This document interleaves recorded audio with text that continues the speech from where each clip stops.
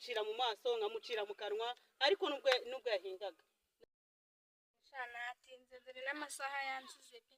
kandi nari mfitanye gahunda na Tesi ngo tuvugane wenda n'amakuru yo muri karitsiye.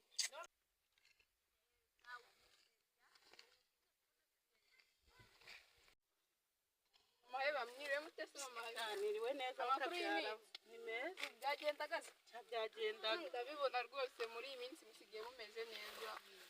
aha shaho se turamera neza gute wa mukobwa we hako numvise ngo papa Imana yaragiye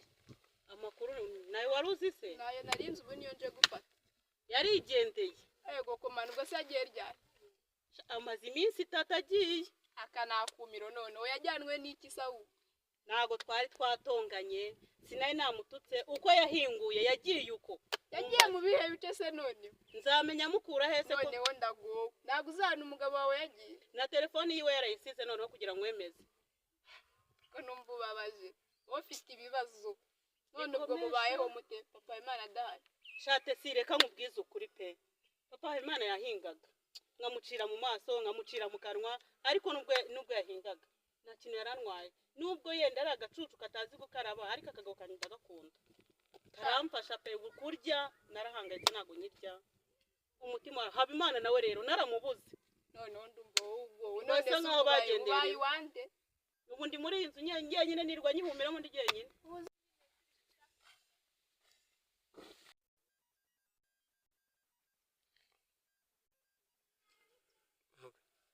aro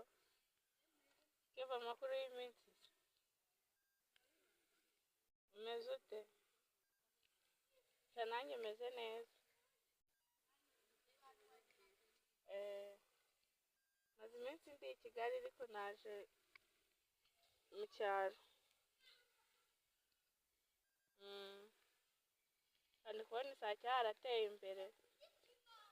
ameze neza yego ntari binyine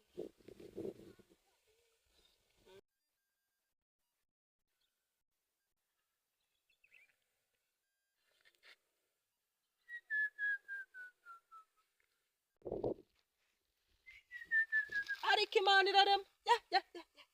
uriya ni umukobwa ni Bikira Mariya mbonye cyangwa nindarotara ako ndi muzima uriya mukobwa Eric yanyiraseho ngo mama Habimana ngo ni umugore mwiza ngo ni ikizungereza ikaritsiye uriya nagacika Silvani ngo yabonye umukobwa mwiza wapi uriya nagacecuru niboneye umwana uriya niwe wanje uriya niwe wanje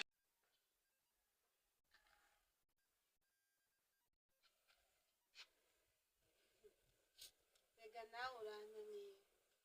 ubu wiri uzerera nta kazi na kamwe ushobora kumfasha ukazajya uhora uzerera gusa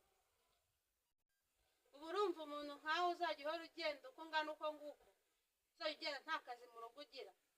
ngo wirirwa uvoma uravoma se icyo noneho ko utanavoma njye mbona unaniye ni ukuri nkawe uzajya wirirwa ugenda gusa koko ako mushiki wanjye nawe urakabye amazi ntago nayazanye nka niyanyoye amazi yanywereye ko ntiriwe hano nta hantu nagiye ko ntabyo nabonye ubu ushaka ko ikintu cyose nzajya mbaza nkakikwereka wari kubimbwira kuko ntabwo nakura kubonye mwiriwe neza muraho amakuru ni meza ese wowe nari mfite gahunda yo kuzaza kukureba icara hano tuganire amakuru na musaza wanjye nawe yarambwiye ngo mwarananiranywe ubu nanjye nahise kukubwira ibibazo bye musaza wawe arananiye barambwira ngo ujya guhinga ndaje musanga mu murima nkahingura ngasanga hagiye kunywera gato ubu se nzamugenza kandi ambwira ko ari wamunaniye arambwira ko haha ntuteke akambwira ko azakahaha ntuteke wigendeye ngiye yakondegera buri munsi rwose usibu ngubu niba munaniwe mufite umwana umwe mumara kugira batanu noneho bizakemuka ko nanjye musaza wawe yananiye ninkubwiza ukuri ngo yananiye ibyumba dore ejo muri yasanze mu rugo murumuna wawe yaramukubise kandi wowe wari umutumye amafaranga ubuse muragira ati mugenze njyewe rero ubu ngubu ndabona ibyanyu ntabimenye reka nzaze mu rugo iwanyu ahari nawe uhari tubiganireho kuko araza akambwira gutya ngo waramunaniye ngo arahaha ntuteke nawe ukaza ukambwira ngo yirirwa mu ari bitambe nashe ngaho Imana ikurinde ariko ibintu turaza kubisubiramo ndabona nta kigenda ngewe ibi ngibi ntabwo ari byo sawa murabe sawa